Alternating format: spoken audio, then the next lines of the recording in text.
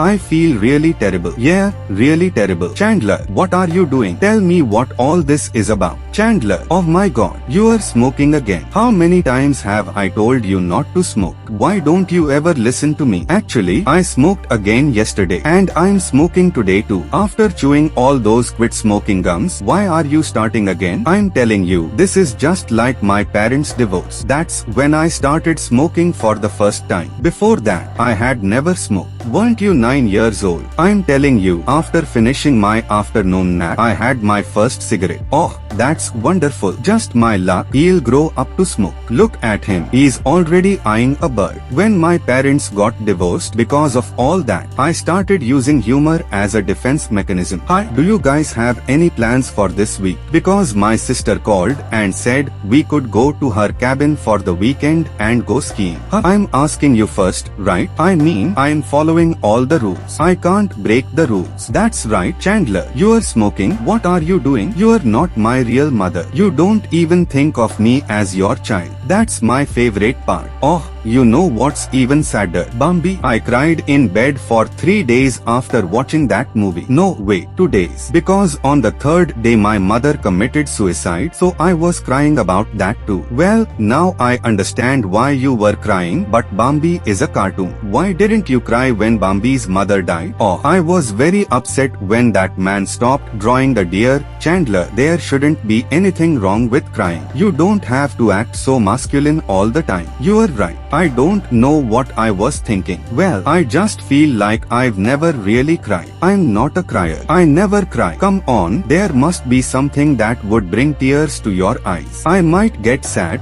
but I won't cry. Okay, what if a puppy said, Chandler, help me. All the other puppies pick on me. So, there's a talking puppy. Great, I'm rich. I have all your childhood pictures. Maybe they'll cheer you up. Okay, now I'm really getting interested. What's going on there? Oh, it's Parents' Day. That's me with the janitor, Martin. Where were your parents? They didn't want to come. Oh, Chandler, you poor thing. So, that story doesn't make you cry. No, see, I just don't cry. It's not a big deal, okay? No, it's not okay. You're lying. Yeah, it's definitely not okay. It's like you are dead inside. Oh, sweetheart, hey, chicken soup for the soul. This couch doesn't even have a back. Where's the back of this couch? Why are you reading that? You don't even like that kind of stuff. Yeah, I know. I just thought I'd give it a try. Maybe one of these stories will make me cry and then you won't think that I'm dead inside. Oh, that's so sweet. Chandler, I don't care whether you cry or not. I love you so much. Hearing that just filled my empty stomach with warmth. Oh, stop it. Seriously, think about it. We get married and I'm standing at the altar and I'm like this. I wouldn't care because I know you'd be feeling everything right here, wouldn't you? What if one day we have a baby and the doctor places the baby in your arms in the delivery room and you don't cry? So what? And what if we take our child to college, come back home, see the empty room for the first time and you don't feel anything? I'd be really angry. Okay, well, then I guess I don't have to worry about this anymore. Yeah, what if I suddenly die after a long illness and you are writing my eulogy and you open a desk drawer and find a note from me that says, I'll always be with you no matter what, and still you can't shed even a single tear? I know you'd be crying deep inside. Oh, I love you so much. I'm absolutely right. What's wrong with you? Why can't you even shed one tear for your dead wife? I left you a note from the afterlife. You didn't really mean all that. No, robot.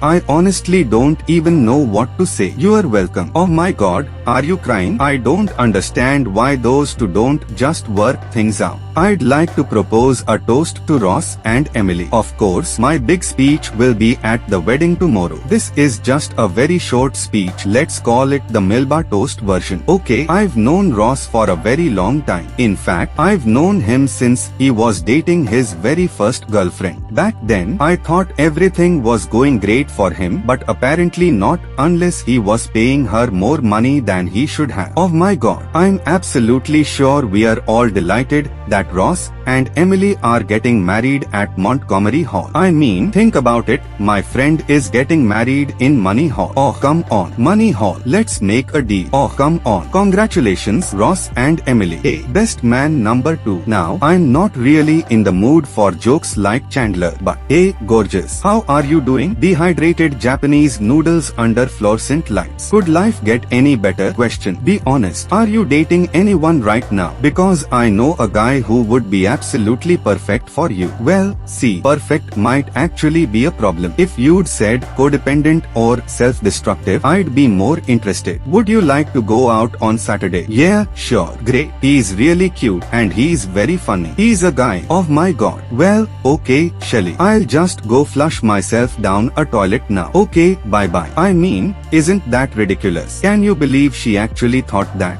Yeah. Well, when I first met you, I kind of thought maybe you were. You thought so too. Yeah, but then you spent Phoebe's entire birthday party talking to my breasts, so I figured maybe not.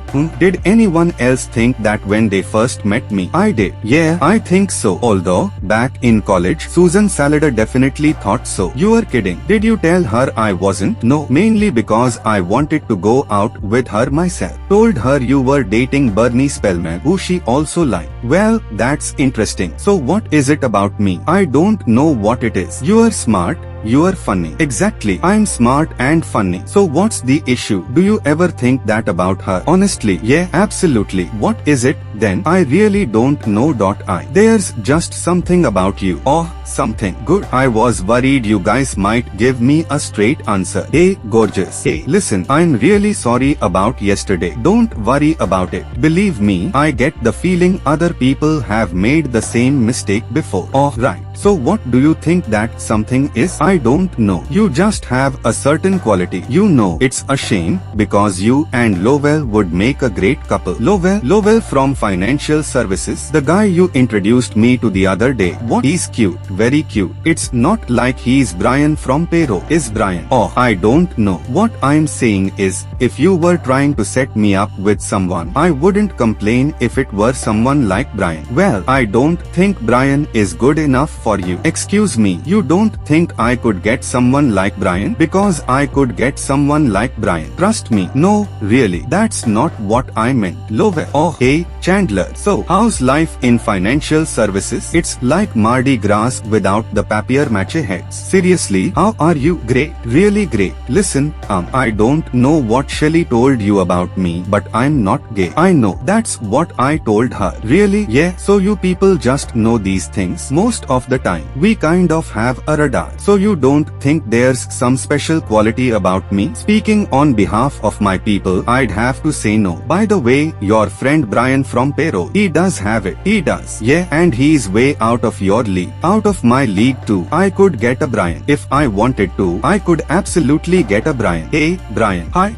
Oh my god. Janice. You called Janice. Yes, Janice. Why is this so hard for you people to understand? It's simple. You remember Janice, right? Yeah, she was smart, beautiful, and she genuinely cared about me. Janice is my last chance to prove I can get somebody. Hello. Oh my god. Look how much weight she's gained. She used to be so thin. Oh, everybody does. Janice. Yes, it's me. Is this your child? In your dreams, Chandler Bing. You are looking at a married woman now. Oh, well, congratulations. Oh, sweetheart. I'm so sorry. Oldn't you have told me this over the phone? Absolutely not. Then I would have missed that expression on your face. Oh, no. Janice still loves having fun. Listen, I need to ask you a very important question. Do you believe in soulmates? Oh, yes, I do. I believe there's one perfect person for everyone. And do you know how you find them? Stop looking. That's why I've stopped looking for Russell Crowe. He'll find me eventually. And you know, I think some people are better suited for each other than others, and I definitely believe in love. But soulmates, I don't think they exist. Okay, why? I went on a date date with this guy and I swear he's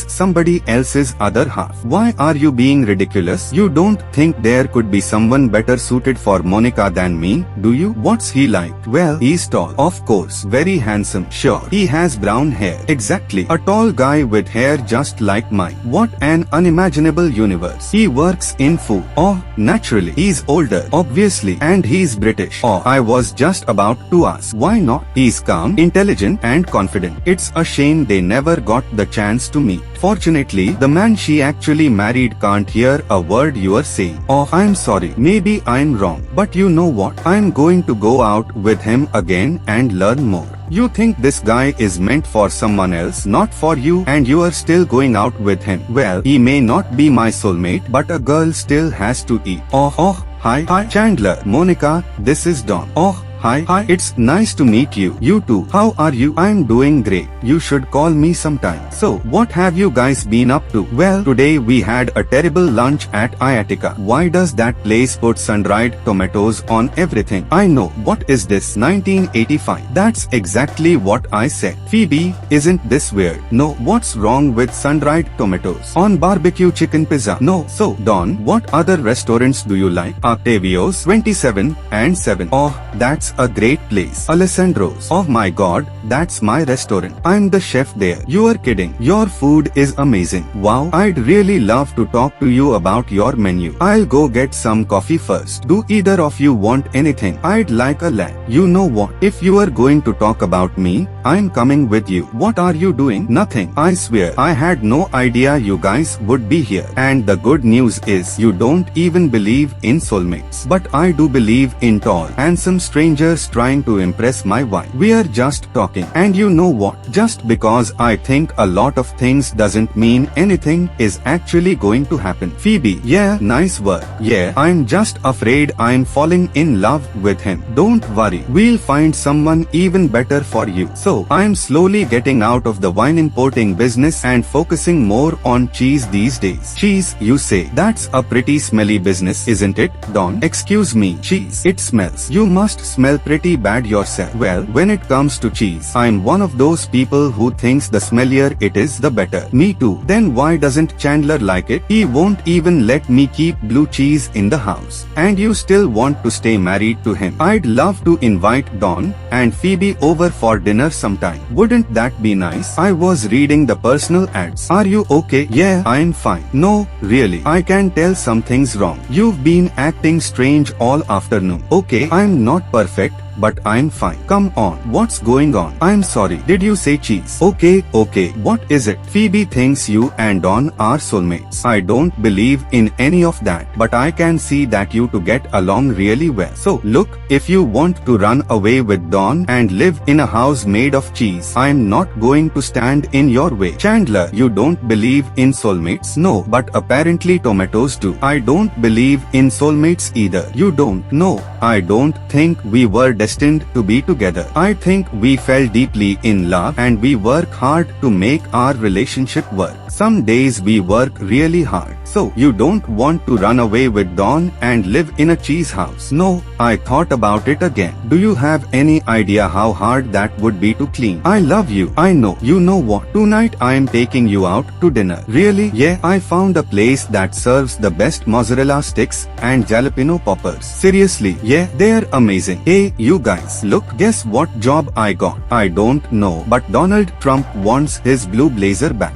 His blue blazer back. He wants it back. Wait, I thought you said black. Why would he want his blue blazer back? Well, you know what I meant. No, you really messed that one up. You are such an idiot. Phoebe, stop it. Chandler, why are you showing off so much? Well, I got a job interview. This is a big deal for us. It pays a lot more money and I'd be doing data reconfiguration and statistical factoring. Wait, I think I might know somebody who does that. I do that. So honestly, do I look okay? I'm a little nervous. Oh, yeah, you look great. Just don't get your hopes up too much. Why not? It's an interview. What about it? You know how interviews are. First impressions aren't always your strongest point. What? Oh, you didn't know. Are you serious? Yeah, when I first met you, you were talking non-stop. I just sat there. What do I do? It's just that sometimes you try a little too hard. You're always making jokes. You're funny, but you can come across as a little needy. Did you like me when we first met? Chandler, I'm not going to lie to you, but I would have run away from you. Okay, let's see. The turkey's in the oven, the stuffing is ready. You know, you always make this meal all by yourself. This year, let me help. Oh, Chandler, that's so sweet. But you don't have to follow everything Dr. Phil says. I'm serious. Let me do something from the heart. Just not the turkey or the stuffing. Nothing important. Oh, cranberry sauce. It's easy to make and nobody really cares about it. Tell me more. I'm going to check something across the hall. You start by washing these. Okay, not with soap. Apparently, you've never tasted my mashed potatoes. I don't know why you are so embarrassed.